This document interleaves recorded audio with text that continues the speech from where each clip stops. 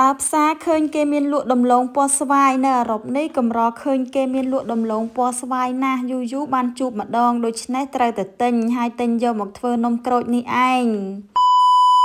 នំក្រូចប៉ុន្តែធ្វើចេញពីរសជាតិដំឡូងពណ៌ការ៉ុតនិងដំឡូងពណ៌ស្វាយឥឡូវតោះយើងទៅមើលការធ្វើទាំងអស់គ្នាជាដំបូងយើងចិតដំឡូងដែលយើងមាននឹងឲ្យស្អាតមកបន្ទាប់មកយកទៅលាងទឹក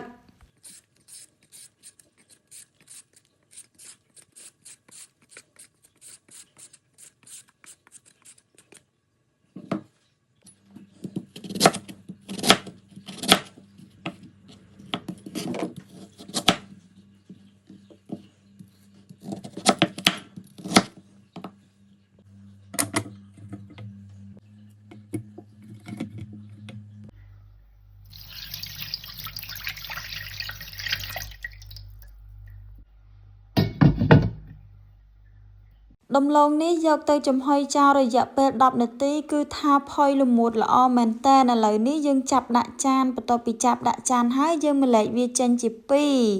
យើងដាក់ពណ៌ការ៉ុតដោយពណ៌ការ៉ុតពណ៌ស្វាយដោយពណ៌ស្វាយបន្ទាប់មកយើងកិនវាឲ្យម៉ត់បែបនេះមកចំណែកឯពណ៌ការ៉ុតក៏យើងធ្វើបែបនេះដែរកិនវាឲ្យម៉ត់ល្អហើយបន្ទាប់មកចាំយើងលាយម្សៅចូលចំណែកឯម្សៅគឺខ្ញុំប្រើម្សៅអង្ករដំណើបសម្រាប់ធ្វើនំក្រូចជាទូទៅគេប្រើម្សៅអង្ករដំណើបនេះឯងអញ្ចឹងខ្ញុំប្រើចំនួន2ខាំកន្លះក្នុងមួយពណ៌ន័យថាពណ៌ស្វាយខ្ញុំប្រើម្សៅ2ខាំកន្លះឯចំណែកពណ៌ការ៉ុតក៏ដូចគ្នារួចខ្ញុំបន្ថែមជាមួយនឹងខ្ទិះដូងហើយយើងចាក់ទឹកចូលដើម្បីឲ្យคล้ายទៅជាល្បាយម្សៅ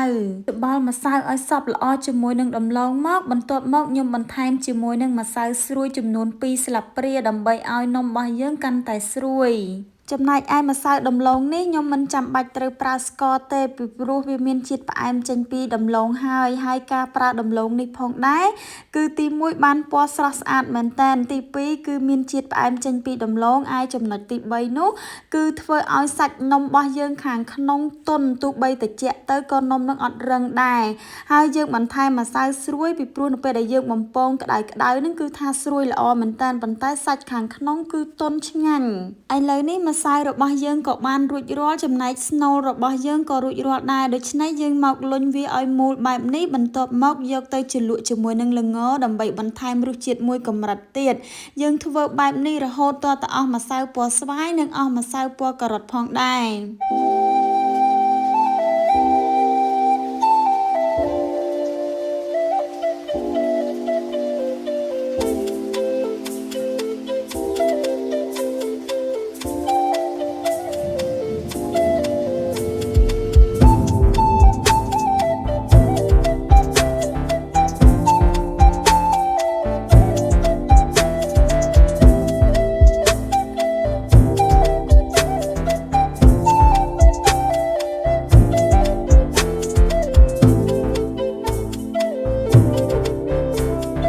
វិធីចម្អិនបងប្អូនទាំងអស់គ្នាចាក់ប្រេងឆាចូលហើយដាក់នំចូលតែម្ដងទៅកុំរងចាំដល់ប្រេងឆារបស់យើងក្តៅប្រសិនបើរងចាំដល់ប្រេងឆារបស់យើងក្តៅអាចធ្វើឲ្យនំរបស់យើងពេលបំពងទៅវាផ្ទុះដូច្នេះជៀសវាងការខូចនំអ្នកទាំងអស់គ្នាអាចធ្វើទៅតាមវីដេអូដែលខ្ញុំណែនាំនេះបានគឺថាល្អមែនទែនបានផលល្អណាស់បងប្អូនចំណែកឯសម្រស់វិញគឺថាអូយល្អមែនទែនពណ៌ឆើតឆាយណាស់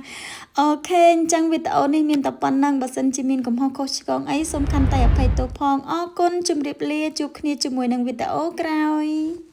Goodbye.